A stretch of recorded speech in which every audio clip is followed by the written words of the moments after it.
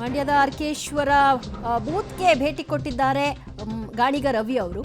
ಈ ಸಂದರ್ಭದಲ್ಲಿ ರವಿ ಅವರನ್ನು ಹೊತ್ತು ಕುಣಿದಿದ್ದಾರೆ ಕಾಂಗ್ರೆಸ್ ಕಾರ್ಯಕರ್ತರು. ಸಿದ್ದು ಕಿ ಗ್ಯಾರಂಟಿ, ಕಾಂಗ್ರೆಸ್ ಗ್ಯಾರಂಟಿ ಅಂತ ಘೋಷಣೆಗಳು ಮೊಳಗಿದೆ. ಇದೇ ಸಂದರ್ಭದಲ್ಲಿ ಬಿಜೆಪಿ ಕಾರ್ಯಕರ್ತರು ಕೂಡ ಮೋದಿ ಗ್ಯಾರಂಟಿ ಅಂತ ಕೇಸರಿ ಶಾಲನ್ನ ಬೀಸಿರುವಂತಹ ಪ್ರಸಂಗವೂ ಕೂಡ ಅಲ್ಲಿ ಗಮನ ಸೆಳೆದಿದೆ. ಅಲ್ಲಿ ಗಾಣಿಗ ರವಿ ಅವರು ಬಂದ ತಕ್ಷಣ ಘೋಷಣೆಗಳು ಮೊಳಗಿತು.